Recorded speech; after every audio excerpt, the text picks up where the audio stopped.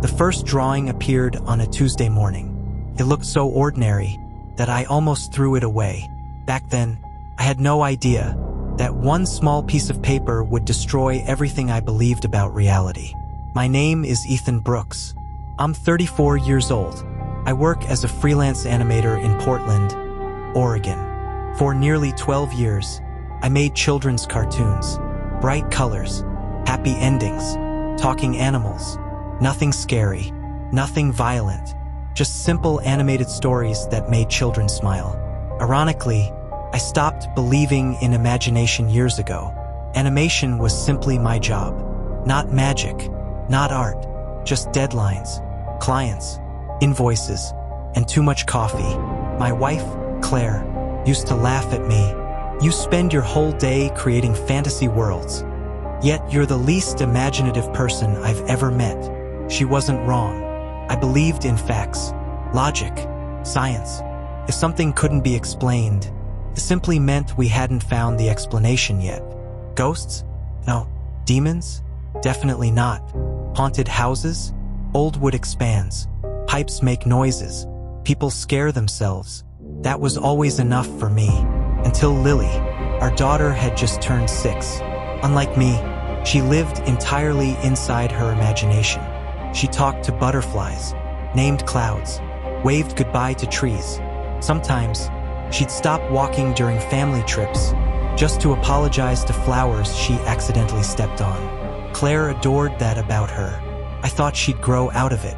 Every evening, after dinner, Lily would disappear into the spare bedroom. We turned it into a tiny art room. Colored pencils, paint, crayons, stacks of sketchbooks. The walls were covered with hundreds of drawings. Dinosaurs wearing hats, purple cats, flying whales, rainbow forests, everything a 6-year-old might imagine. Then, about 2 weeks before everything started, her drawings changed, very slowly, so slowly that we almost didn't notice. The bright colors disappeared first. Instead of yellow suns, she drew gray skies. Instead of smiling stick figures, she began drawing people without faces. Instead of flowers, she filled pages with empty roads. Claire thought it was just another phase. Children go through strange artistic periods all the time. I agreed, until Tuesday morning. I woke before everyone else. Around 6, made coffee, checked emails, prepared my work schedule. Everything felt completely normal. Then I noticed a folded piece of paper sitting in the middle of the kitchen table. My name, Daddy, was written across the front in Lily's handwriting. I smiled. She loved leaving me little surprises. Sometimes hearts, sometimes cartoons, sometimes silly family portraits. I unfolded the paper. At first, nothing seemed unusual. A small red house, blue sky, green grass, 3 smiling stick figures, 1 golden dog. It looked exactly like our family. Me, Claire, Lily, even our Labrador, Cooper. Then, I looked behind the house. Standing beside the back fence was a tall black figure, entirely colored with thick black crayon. No mouth, no nose, no eyes, just a human-shaped shadow, watching us. It didn't match the rest of the drawing. Everything else looked childish, happy, simple. The black figure looked deliberate, almost carefully drawn. The pressure marks from the crayon had nearly torn through the paper, as if Lily had spent far more time drawing him than drawing us. I called upstairs. Lily! Tiny footsteps ran across the hallway. A second later, she bounced into the kitchen wearing dinosaur pajamas. Her messy blonde hair covered one eye. Morning, Daddy. She climbed into a chair, reached for cereal. Completely normal. I held up the drawing. Sweetheart, who's this? She looked at the picture, completely expressionless. For nearly 10 seconds, she said nothing. Then, she pointed at the black figure. Oh, him. I laughed softly. Who's him? She shrugged. I don't know. Then why did you draw him? Her answer came so casually that I almost missed how strange it really was. He asked me to. I smiled. Who asked you? The man. What man? She looked toward the hallway, not frightened, not excited, just confused.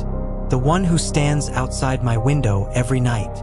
Every parent has moments where their stomach suddenly drops. This was one of mine. I forced another smile. What does he look like? She looked back at the drawing. Like this. He doesn't have a face. Claire walked into the kitchen before I could ask anything else. What are you two talking about? I handed her the picture. She studied it. Creepy little guy. Then she laughed. Lily's probably been watching Halloween cartoons again. We don't let her watch Halloween cartoons. I reminded her. Claire shrugged. You know how kids are. They dream weird things. Maybe she was right. Children invent imaginary friends all the time. Imaginary monsters too. I folded the paper, slipped it into my work bag. Mostly because I planned to tease Lily about it someday when she was older.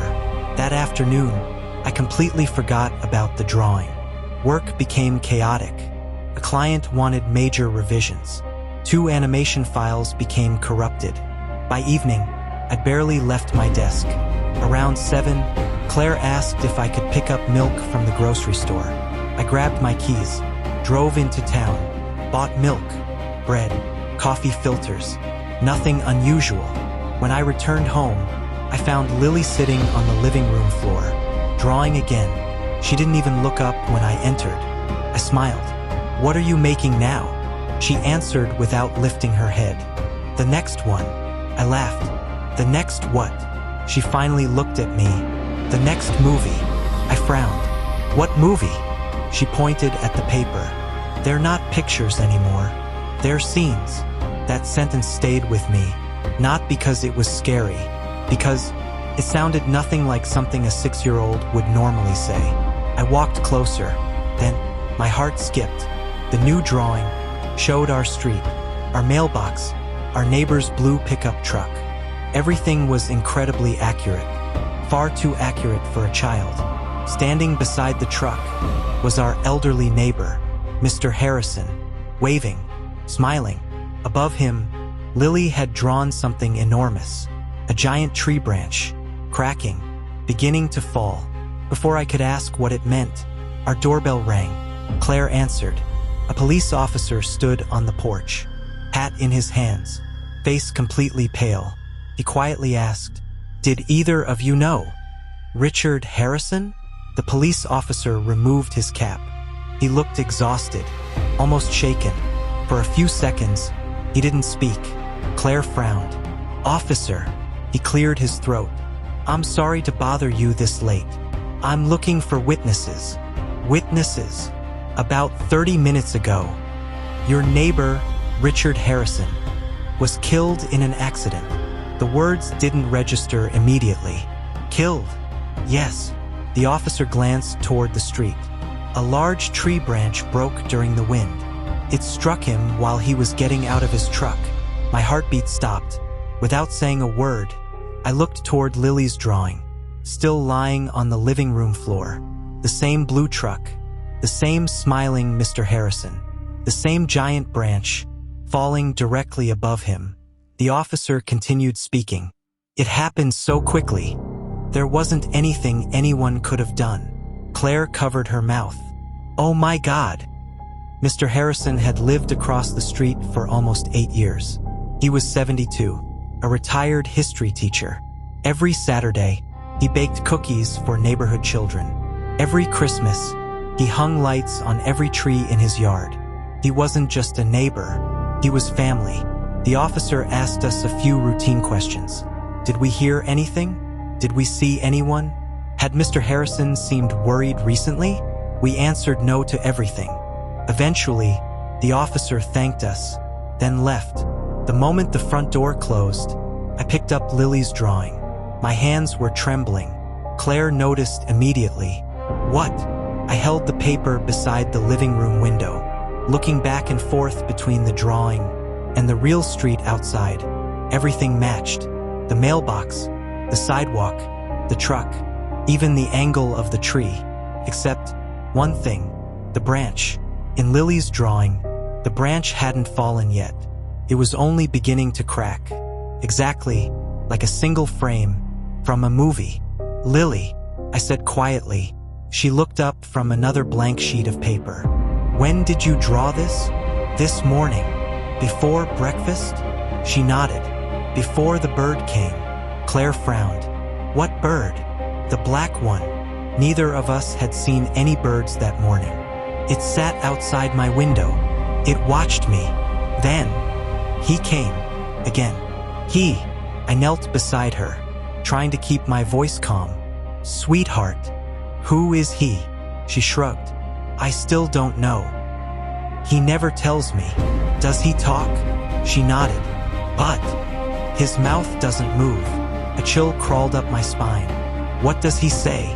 She answered so casually, frightened me even more. "He tells me what happens next." Claire immediately laughed, not because it was funny, because she was uncomfortable. "See, she's making stories. Kids do this."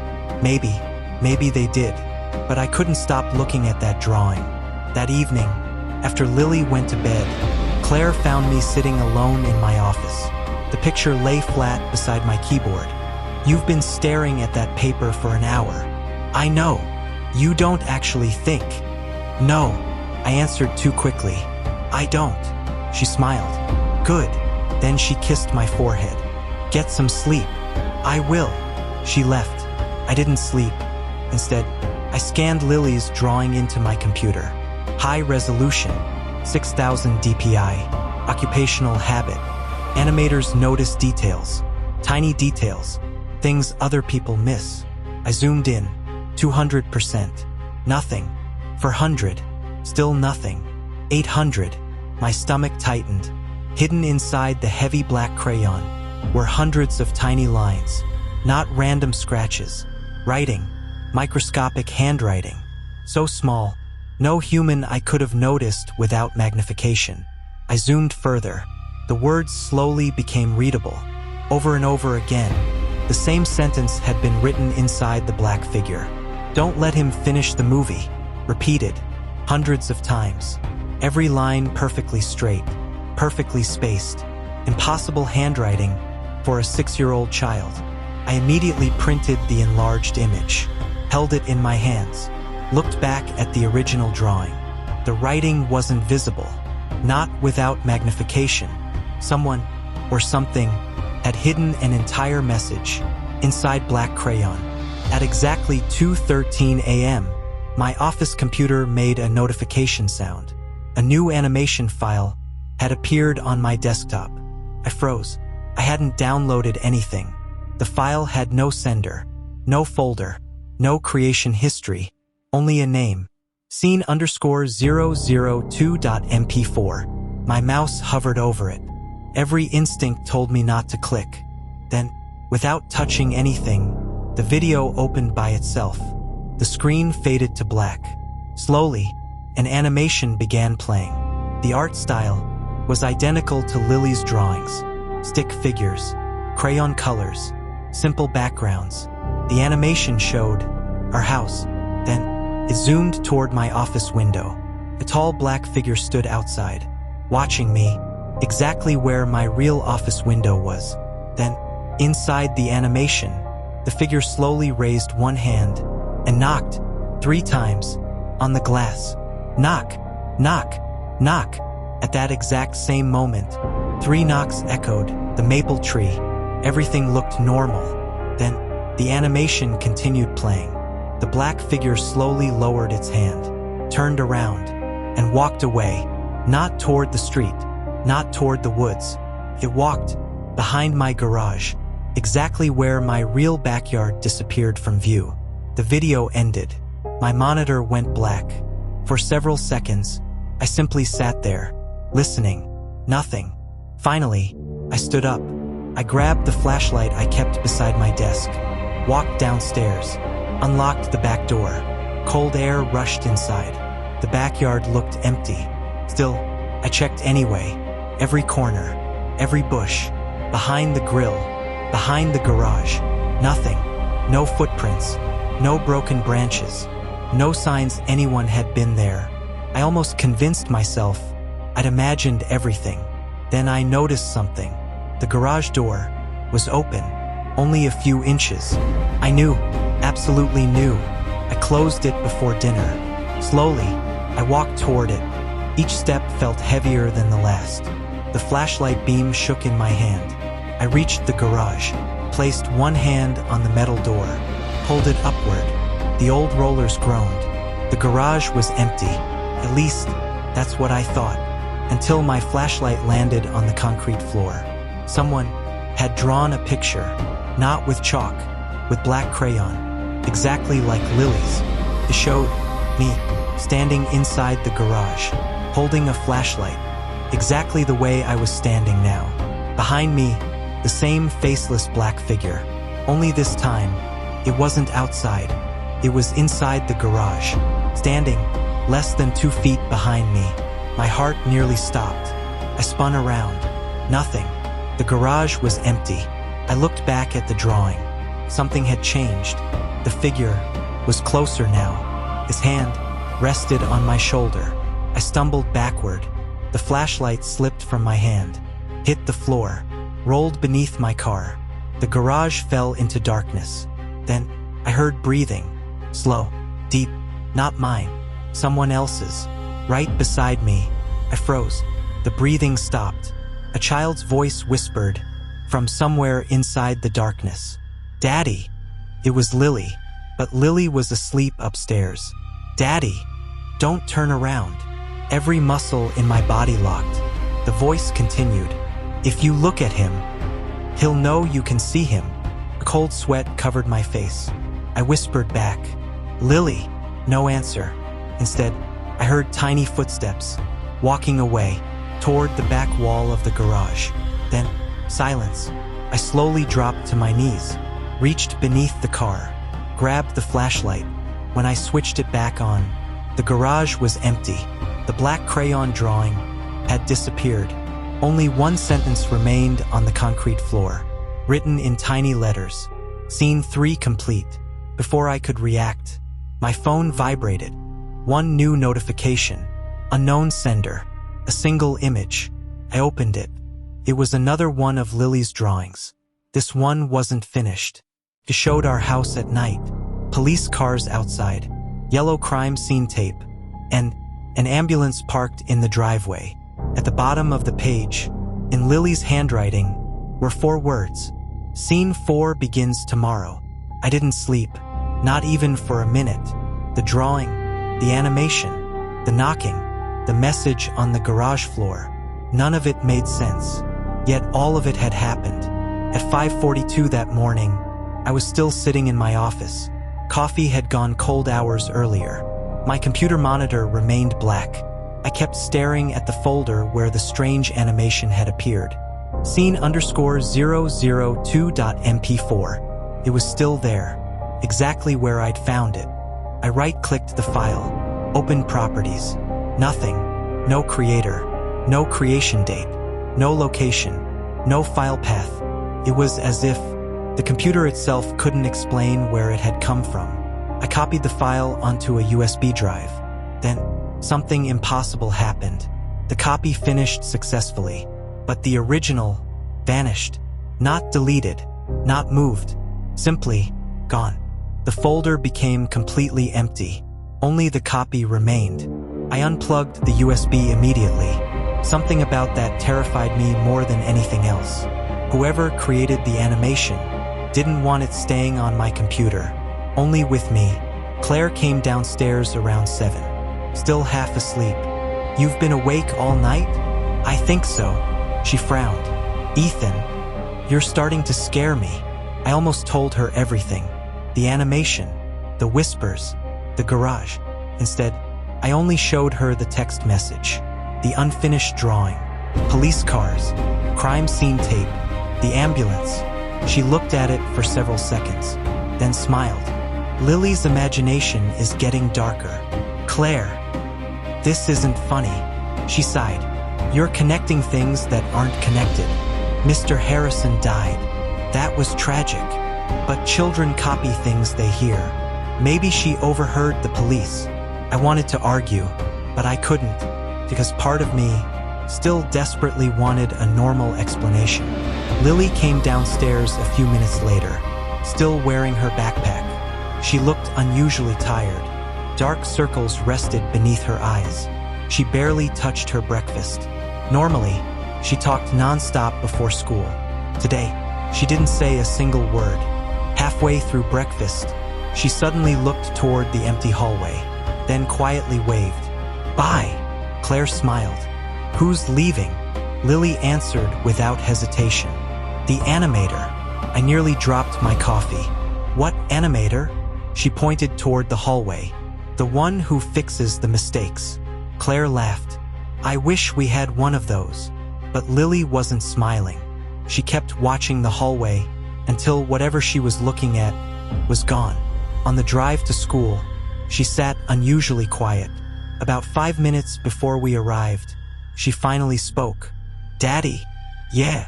"When cartoons are finished, where do the people go?" I smiled weakly.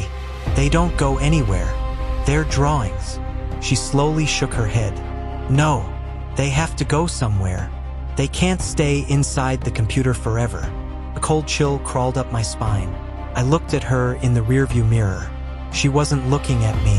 She was staring out the passenger window, watching something running beside the car. I glanced quickly. Nothing, just passing trees. School finally came into view. As Lily climbed out, she suddenly turned back. Her face had gone completely pale. "Daddy, don't answer your phone today." I frowned. "Why?" She hesitated. "Because it won't be you calling." Before I could ask anything else, she ran toward the school entrance. I sat in the parking lot for almost a minute, trying to process what she'd said. Finally, I drove toward my office downtown. Around noon, my phone rang. The caller ID made my stomach tighten. Ethan Brooks. My own name, my own phone number. I stared at the screen. It wasn't possible. My phone was calling itself. It rang once, twice, 3 times, then stopped. A new voicemail appeared immediately. Length 047. Hands shaking, I pressed play.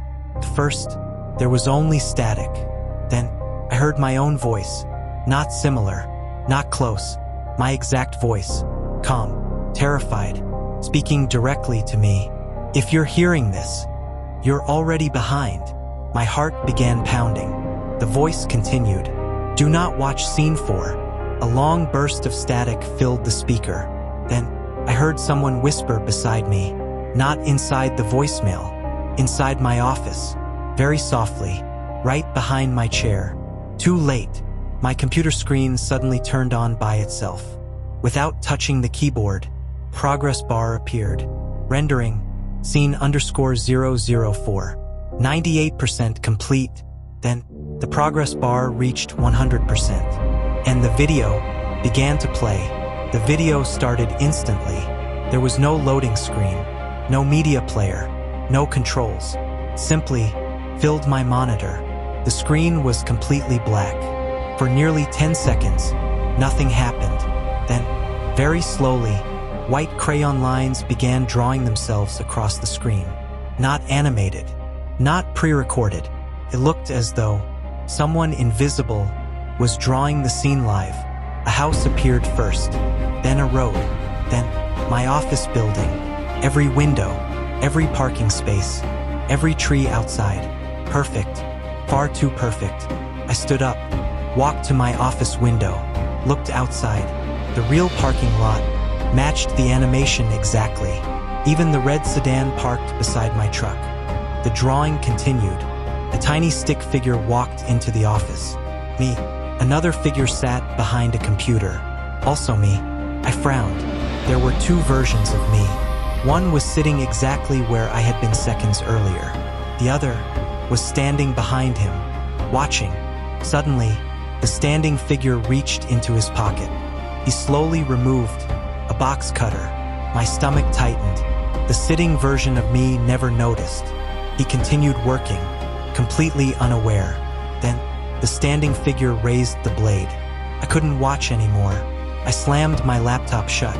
The office went silent. For 3 long seconds, I convinced myself it was over. Then, I heard the animation, still playing, from inside the closed laptop. Scratch, scratch, scratch, like crayons moving across paper. The sound grew louder, faster, then it stopped. My laptop slowly opened by itself. The screen displayed only 4 words. Turn around, Ethan. Every hair on my neck stood up. I didn't move. The words disappeared. Another sentence appeared. He's copying you now. I spun around. The office was empty. Every desk, every chair, every hallway, silent. My breathing slowly steadied. Then, I noticed something impossible. The glass wall beside my office reflected the room. But my reflection wasn't copying me. I raised my right hand. The reflection raised its left. I froze. Slowly, I lowered my arm. The reflection didn't. Kept waving. Slowly. Smiling. Except, I wasn't smiling. My reflection leaned closer to the glass. Then, it quietly placed one finger against its lips, as if telling me to stay quiet. A voice whispered behind me, "Don't let him switch." I spun around again. Nobody. When I looked back, the reflection was gone. Only my real reflection remained. Shaking, terrified. My phone buzzed. Claire. I answered immediately. "Ethan." Her voice was panicked. "You have to come home." "What happened?" "It's Lily. She won't stop drawing." I grabbed my keys, ran to the parking lot. The drive home took 15 minutes. It felt like hours. When I pulled into the driveway, 2 neighborhood parents stood outside, watching our house. One of them stopped me. "Ethan, I think you should call a doctor." I didn't answer. I ran inside. Crayons. They were everywhere. Every wall. Every floor. Every window. Black crayon. Hundreds of drawings. The entire house had become one enormous storyboard. Scene after scene. Frame after frame. Every picture showed the same thing. The faceless black figure. Walking closer. With every drawing, he was nearer. In the first picture, he stood outside the fence. In the second, he stood beside the garage. In the third, he stood on the porch. The fourth showed him inside our living room. The fifth, inside the hallway. The sixth, standing outside Lily's bedroom. My heart pounded. "Claire." No answer. "Lily." Silence. Then, I heard crayons scratching upstairs. Fast. Very fast. I raced toward Lily's room. The bedroom door stood half open. Inside, Lily sat on the floor, drawing. She never looked up. Her hand moved impossibly fast. One crayon snapped.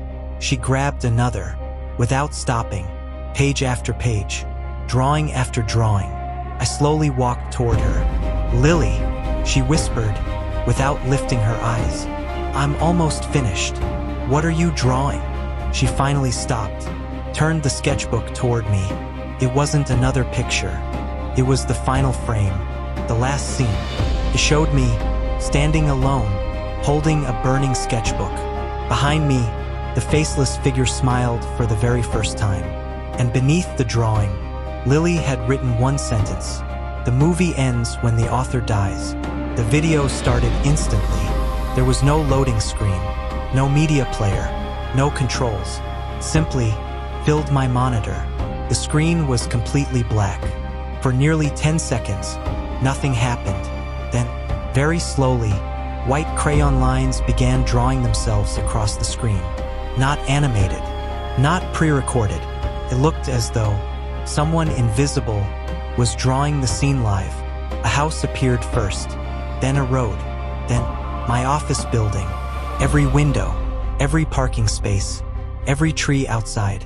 Perfect. Far too perfect. I stood up, walked to my office window, looked outside. The real parking lot matched the animation exactly.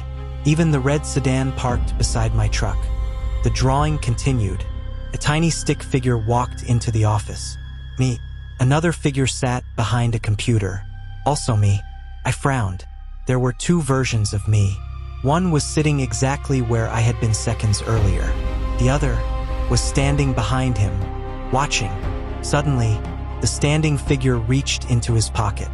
He slowly removed a box cutter. My stomach tightened. The sitting version of me never noticed. He continued working, completely unaware. Then, the standing figure raised the blade. I couldn't watch anymore. I slammed my laptop shut. The office went silent. For 3 long seconds, I convinced myself it was over. Then, I heard the animation, still playing, from inside the closed laptop. Scratch, scratch, scratch, like crayons moving across paper. The sound grew louder, faster. Then, it stopped. My laptop slowly opened by itself. The screen displayed only 4 words. Turn around, Ethan. Every hair on my neck stood up. I didn't move. The words disappeared. Another sentence appeared. He's copying you now. I spun around. The office was empty. Every desk, every chair, every hallway, silent. My breathing slowly steadied. Then, I noticed something impossible. The glass wall beside my office reflected the room. But my reflection wasn't copying me. I raised my right hand. The reflection raised its left. I froze. Slowly, I lowered my arm. The reflection didn't. Kept waving. Slowly. Smiling. Except, I wasn't smiling. My reflection leaned closer to the glass. Then, it quietly placed one finger against its lips, as if telling me to stay quiet. A voice whispered behind me, "Don't let him switch." I spun around again. Nobody. When I looked back, the reflection was gone. Only my real reflection remained. Shaking, terrified. My phone buzzed. Claire. I answered immediately. "Ethan." Her voice was panicked. "You have to come home." "What happened?" "It's Lily. She won't stop drawing." I grabbed my keys, ran to the parking lot. The drive home took 15 minutes. It felt like hours. When I pulled into the driveway, 2 neighborhood parents stood outside, watching our house. One of them stopped me. "Ethan, I think you should call a doctor." I didn't answer. I ran inside. Crayons. They were everywhere. Every wall. Every floor. Every window. Black crayon. Hundreds of drawings. The entire house had become one enormous storyboard. Scene after scene. Frame after frame. Every picture showed the same thing. The faceless black figure. Walking closer. With every drawing, he was nearer. In the first picture, he stood outside the fence. In the second, he stood beside the garage. In the third, he stood on the porch. The fourth showed him inside our living room. The fifth, inside the hallway. The sixth, standing outside Lily's bedroom. My heart pounded. "Claire." No answer. "Lily." Silence. Then, I heard crayons scratching upstairs. Fast. Very fast. I raced toward Lily's room. The bedroom door stood half open. Inside, Lily sat on the floor, drawing. She never looked up. Her hand moved impossibly fast. One crayon snapped. She grabbed another, without stopping, page after page, drawing after drawing. I slowly walked toward her. "Lily," she whispered, without lifting her eyes. "I'm almost finished." "What are you drawing?" She finally stopped, turned the sketchbook toward me. It wasn't another picture. It was the final frame, the last scene. It showed me, standing alone, holding a burning sketchbook. Behind me, the faceless figure smiled for the very first time. And beneath the drawing, Lily had written one sentence. "The movie ends when the author dies." End of Chapter 5. Chapter 6. The animated movie my daughter drew started predicting people's deaths. Chapter 6. The author was never human. Couldn't breathe. The sketchbook slipped from my hands. It landed on the floor with a soft thud. The page remained open. The movie ends when the author dies. I looked at Lily. "What does that mean?" She blinked slowly, as if she'd only just realized I was standing there. "I don't know." "You wrote it." She looked down at the page. Confusion spread across her face. "I did." "You don't remember?" She slowly shook her head. "I only remember drawing." A strange feeling settled in my stomach. "Lily, when you're drawing, what do you see?" She thought for a moment. "Not pictures." "What then?" "Movies." I frowned. "What kind of movies?" "The ones that already happened." She paused. "And the ones that haven't happened yet." My heart pounded. Claire stepped into the room. She looked exhausted. "You finally made her stop. What happened?" Claire sat on the bed. "I left her alone for maybe 15 minutes. When I came back, she was already drawing on the walls. I tried taking the crayons. She started drawing with her fingers." A cold chill ran through me. "What?" "There wasn't any paint. There wasn't any ink." Claire swallowed. "It looked like black ash." I looked toward Lily's hands. They were perfectly clean. No black marks. No crayon dust. Nothing. I picked up the sketchbook again. Something felt different. There were more pages. I was certain the book had been almost full yesterday. Now, felt twice as thick. Slowly, I turned the page. Blank. Another. Blank. Another. Still blank. Then, about halfway through the book, I stopped. Someone had drawn me, not as a stick figure, as a realistic portrait. Every wrinkle, every strand of hair, every scar on my face. It looked like a photograph. Except, I had never seen this picture before. I turned another page. Another portrait. Older this time. Gray hair. Long beard. Tired eyes. Another page. Even older. Another. Another. Dozens of portraits. Each one showed me getting older, until the final portrait. An old man, nearly 80, standing inside a dark room, holding the same sketchbook. Below the portrait, someone had written a date, October 14th, 2071. I quickly counted. 45 years from now. Claire looked over my shoulder. "What is that?" I couldn't answer, because the date was changing, right in front of us. 2071 became, then the numbers continued dropping, faster. 1 year, then another, like a countdown.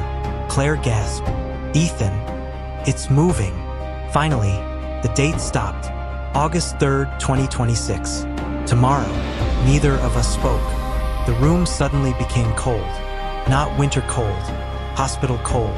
The kind of cold that made every sound disappear. Then, the television downstairs turned on. By itself, we heard static, followed by cheerful cartoon music. Lily immediately smiled. "He's here." I grabbed Claire's hand. "Stay with Lily. I'll check." I hurried downstairs. The living room was empty. Only the television glowed. An old cartoon played, black and white, hand-drawn animation. There were no credits, no logo, no channel number, just a little animated girl walking through a forest. She looked familiar, very familiar. Then I realized why. She was Lily, animated.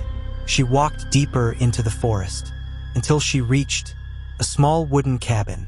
The cabin door slowly opened. A tall black figure stepped outside. The same faceless man. Only now, he carried something under one arm. A giant sketchbook, exactly like Lily's. The little animated Lily asked him something. I couldn't hear the words. The figure slowly handed her a black crayon. Then, for the first time, he spoke. His voice didn't come from the television. Came from behind me, very softly, very clearly. "I've been looking for a new author."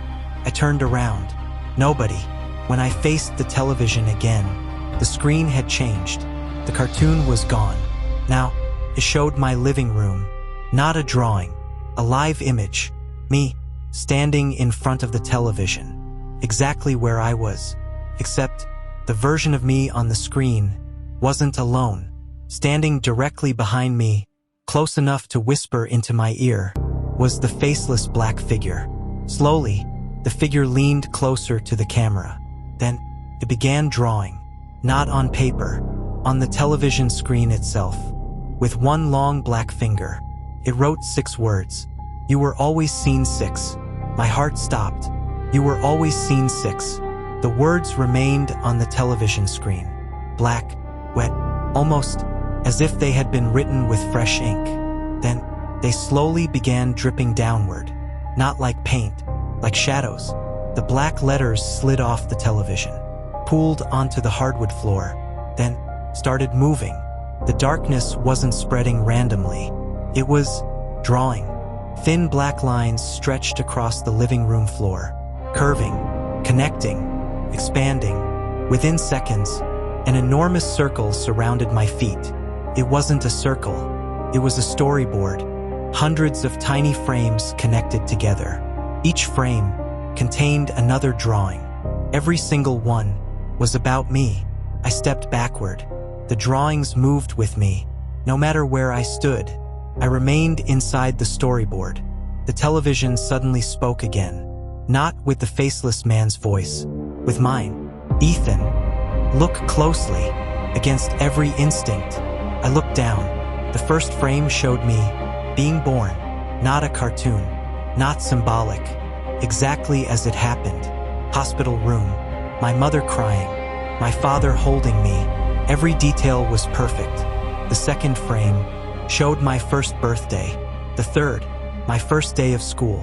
Every memory, every year, every moment of my life. Frame after frame, thousands of them. I dropped to my knees. How? How is this possible? The television answered, because your life was animated before you lived it. A sharp ringing filled my ears. No, that's impossible. Nothing is impossible. Inside a finished story, behind me, Claire screamed, Ethan. I turned toward the staircase. Claire stood frozen, holding Lily tightly. Both of them stared, not at me, at the wall behind me. Claire's face had gone completely white. Don't move. I slowly turned around. The living room wall had disappeared. In its place stood thousands of filing cabinets. They stretched farther than I could see, upward, downward, left, right, an endless archive. Every drawer had a name.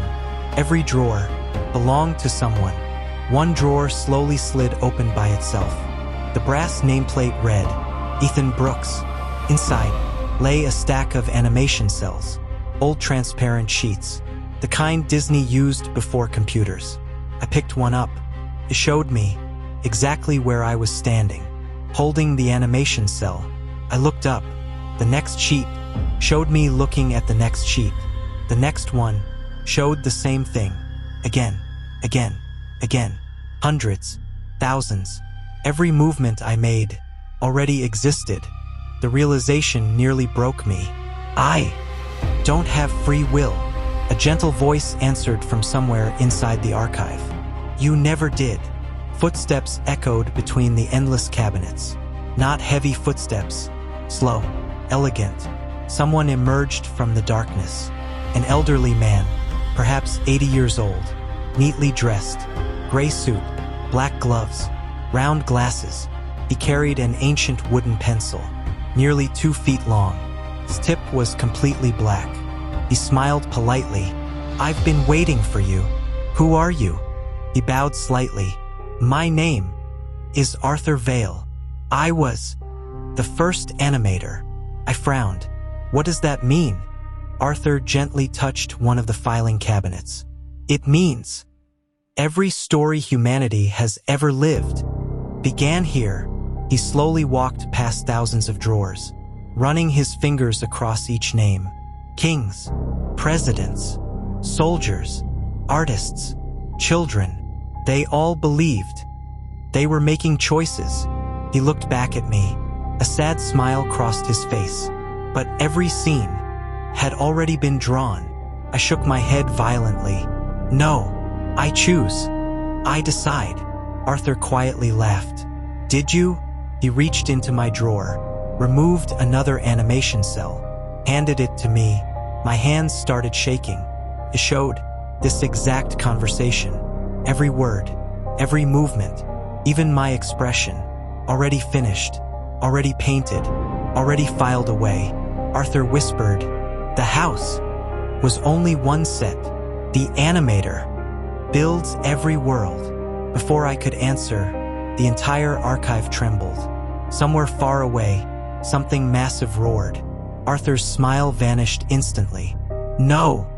He found us. The endless filing cabinets began collapsing. One after another, thousands of drawers burst open. Millions of animation cells filled the air like a blizzard. Every sheet contained someone's life.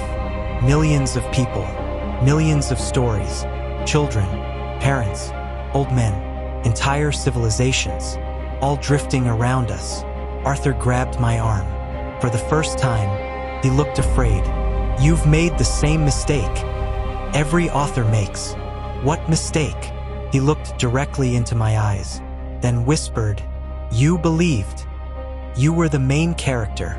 At that exact moment, every animation cell floating through the air turned over simultaneously.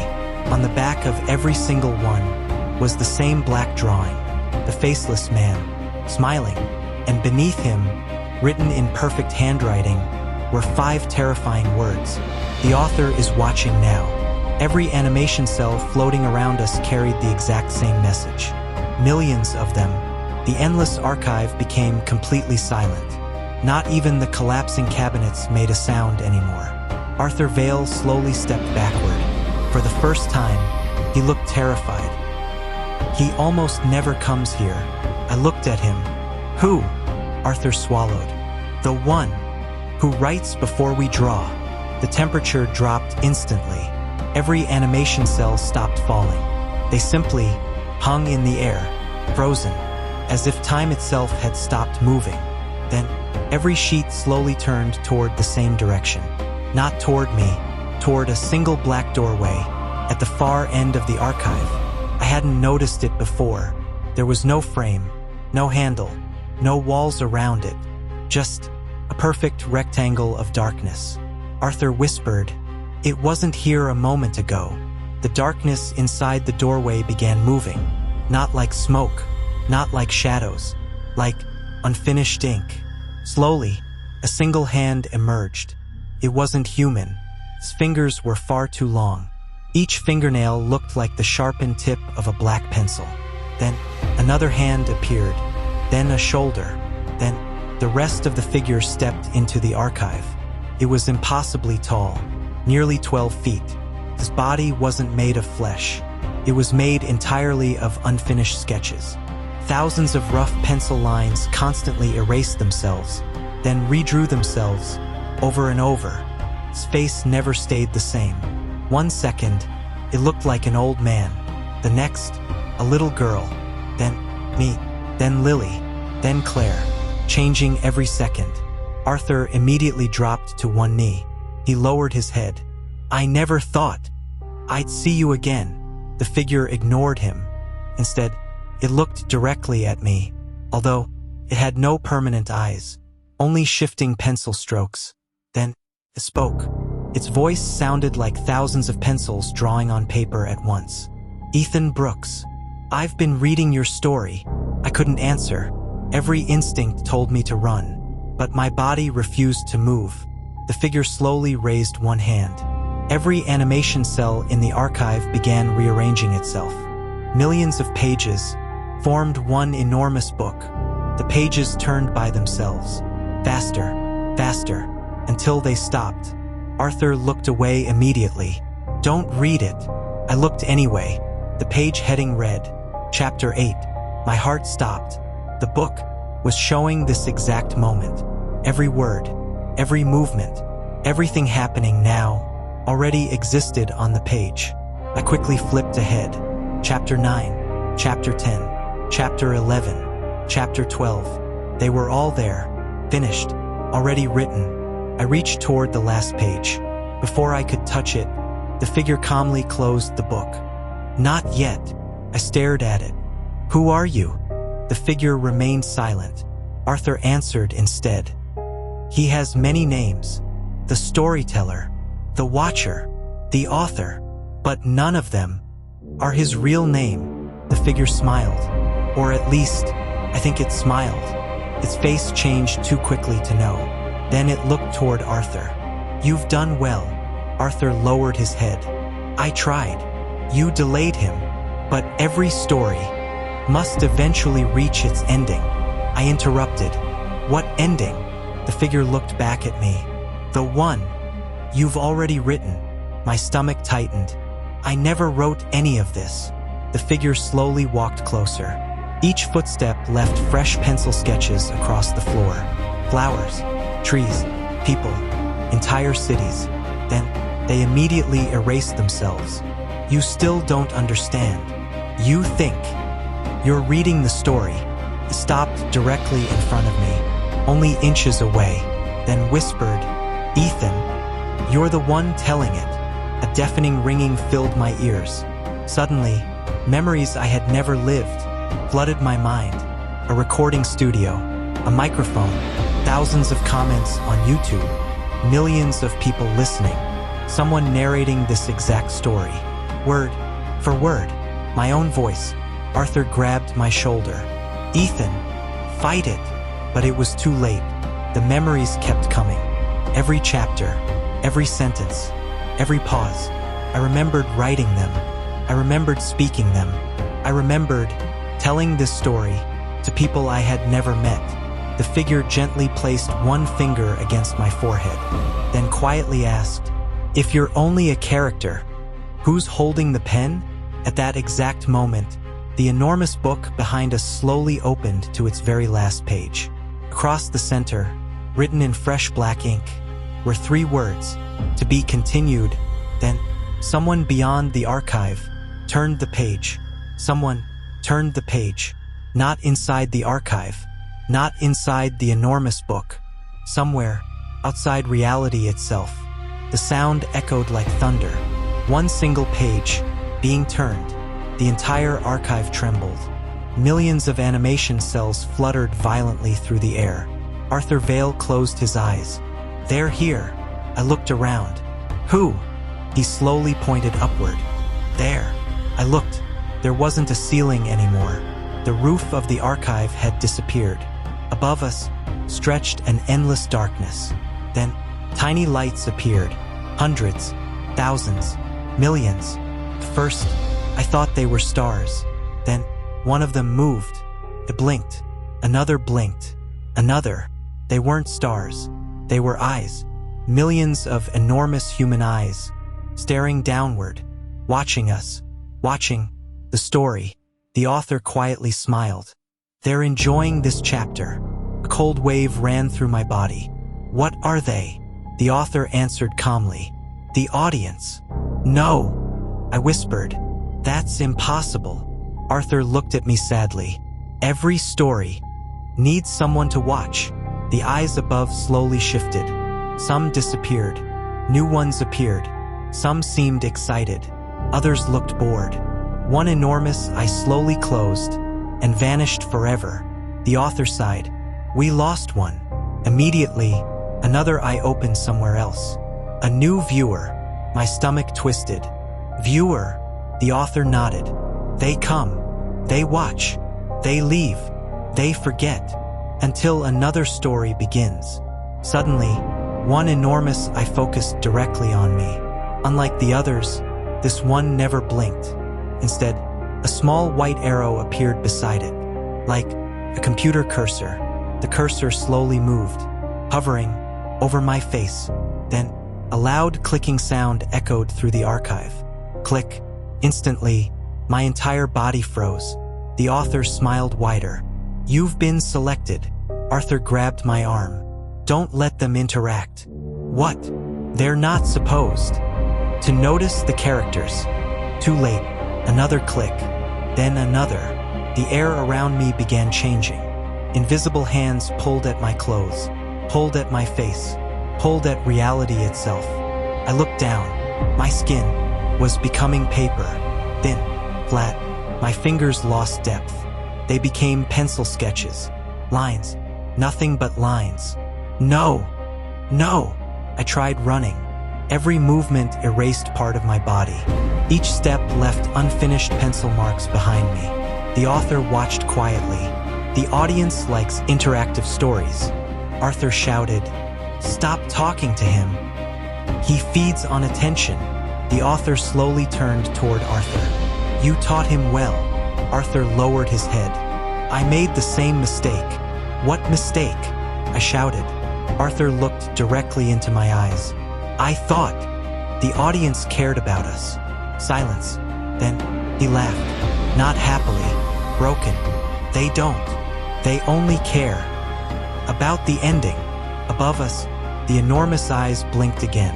One by one, strange symbols appeared beneath them. A tiny blue thumb, a red heart, a speech bubble, curved arrow. Symbols floated downward like snow. Every time one touched the ground, part of the archive changed. One cabinet disappeared. Another exploded. Entire memories rewrote themselves.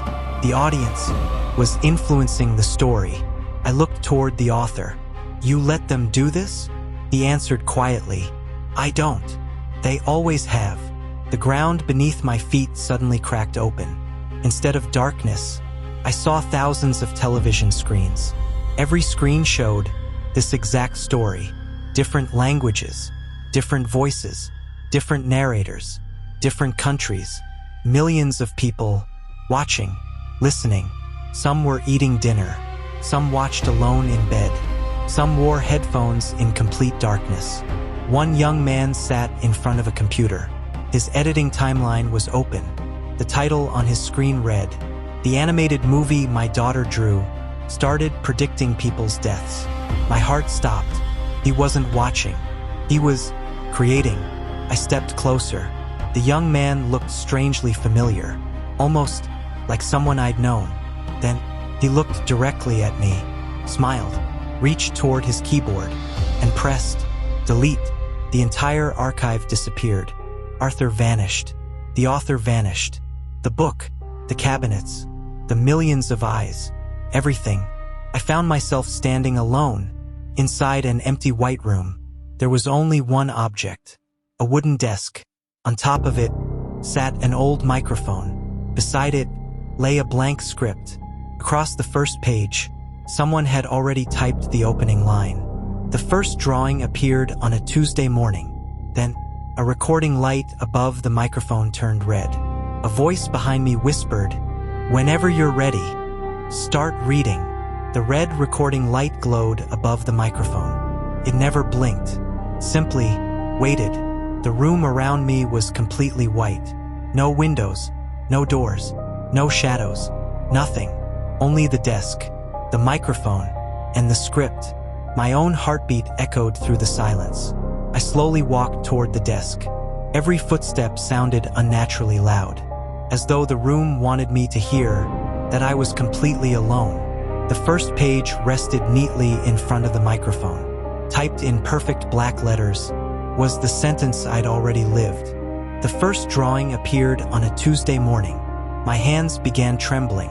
I turned the page, the second page, the third, the fourth. Every chapter, every word, every pause, everything that had happened to me already existed, exactly as I'd experienced it.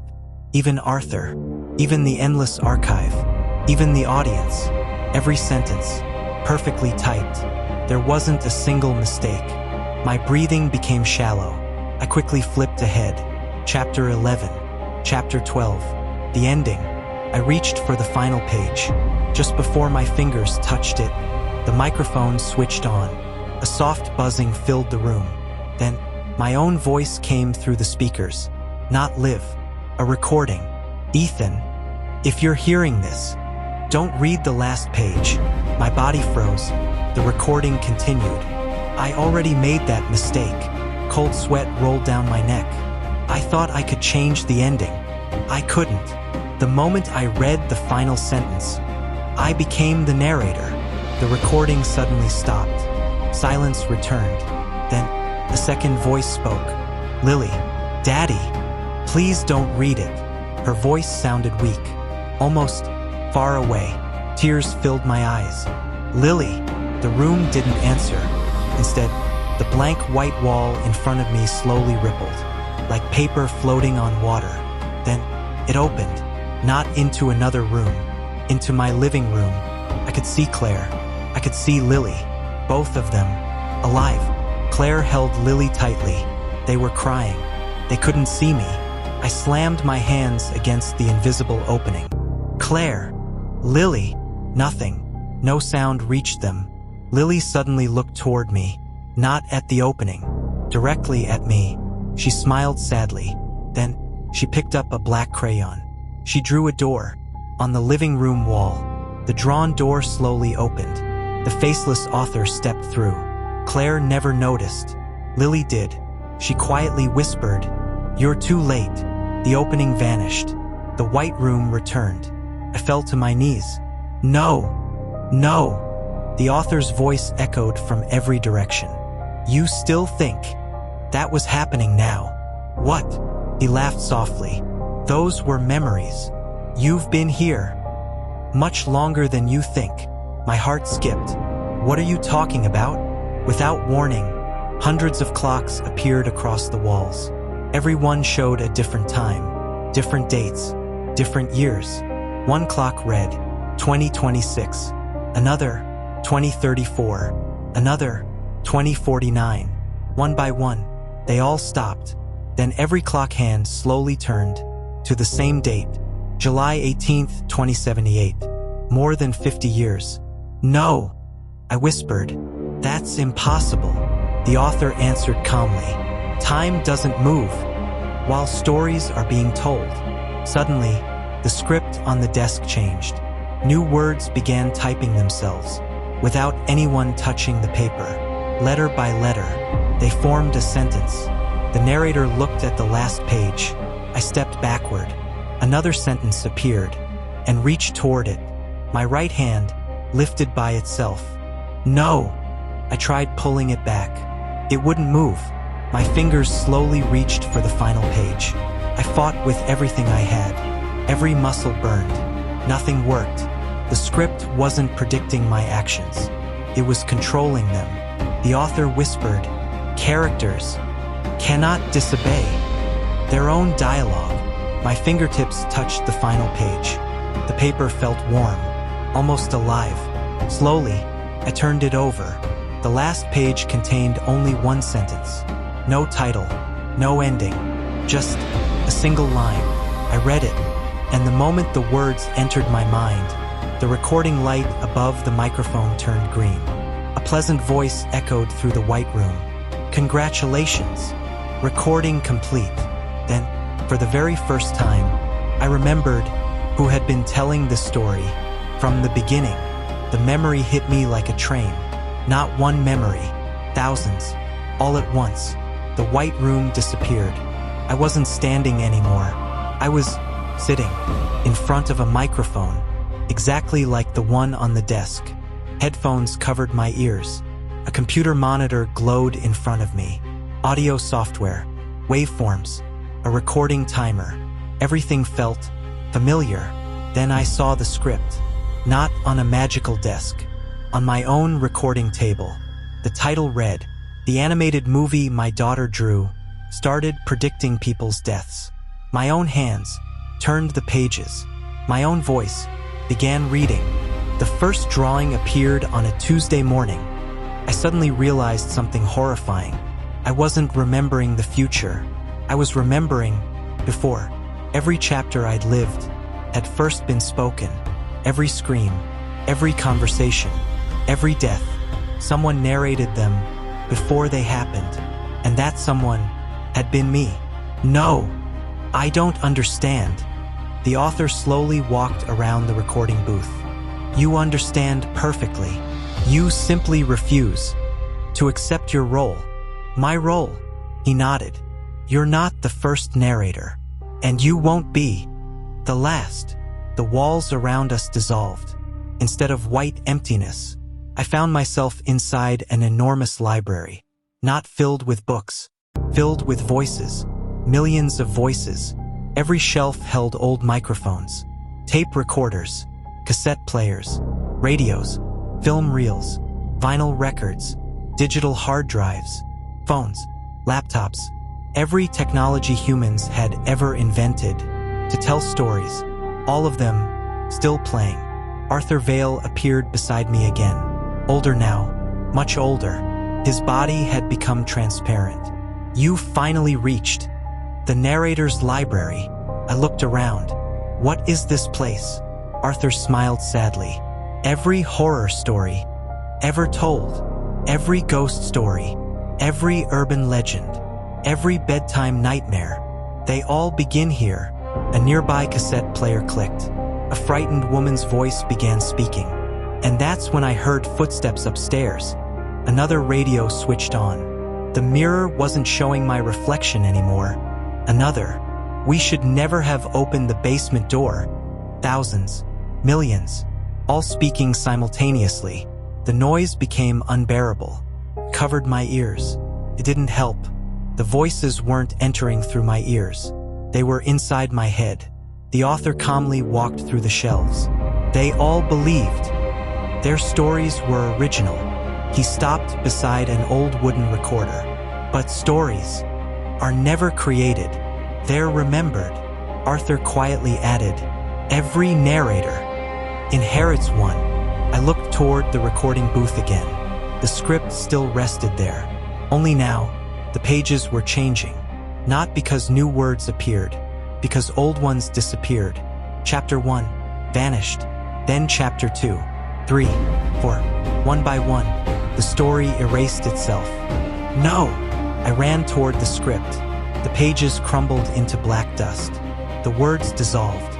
Soon, only Chapter 12 remained, completely untouched. The ending. The author looked directly into my eyes. You've told enough. It's time to finish. Before I could answer, the recording booth door slowly opened. Inside, someone already sat in my chair, wearing my headphones, holding my script. He slowly looked up. It was me, not a reflection, not another version. Exactly me, except older, gray hair, deep wrinkles. His eyes looked exhausted, as if he'd been reading for decades. He smiled gently. I wondered how long it would take. I stepped backward. Who are you? He chuckled. I'm you, after Chapter 12. No, that's impossible. He slowly removed the headphones. I said the same thing. When I met the narrator before me, the room suddenly became silent. Even the millions of voices stopped. The older version of me stood, walked toward me, then placed the headphones into my hands. They're waiting. Who's waiting? He looked upward, beyond the library ceiling, toward the endless darkness, toward the millions of unseen eyes. The audience. I slowly looked up. The eyes were back, except now I could see their faces. Millions of ordinary people, watching, listening. Some were smiling. Some looked terrified. Some had tears in their eyes. Then, one young man, sitting alone at a computer, paused the video. He leaned closer to his screen, looked directly at me, and quietly whispered, Chapter 11 was my favorite. The video resumed. My blood turned cold. He wasn't inside the story. He was watching it. The author smiled one final time, then asked the question I had feared since the beginning. Ethan, when this story ends, whose voice will tell the next one? The question echoed through the library, not loudly, softly, calmly, like an answer that had always existed. Whose voice will tell the next one? No one spoke. The millions of faces above us remained perfectly still, watching, waiting. The older version of me gently placed the headphones into my hands again. They're listening. I can't. You already are. I looked toward the recording booth. The red recording light had returned. Waiting. Always waiting. Arthur Vale slowly approached me. His body had become almost transparent now, like an old drawing fading beneath sunlight. My time ended. A very long time ago. I thought destroying the archive would free everyone. It didn't. I thought burning the scripts would end the stories. It didn't. I even tried to stop the author. Arthur smiled sadly. You can't stop stories. You can only decide what kind of ending they deserve. Behind us, the author quietly closed the enormous book. For the first time, he looked tired, not evil, not angry, Just older than language, older than memory. You hate me, he said it almost kindly. I stared back at him. I should, but I don't. Why? Because monsters don't usually cry. The author lowered his head. I've watched humanity tell stories for thousands of years. I've watched children become parents. I've watched civilizations disappear. I've watched every fear become another bedtime story. He looked toward the endless audience.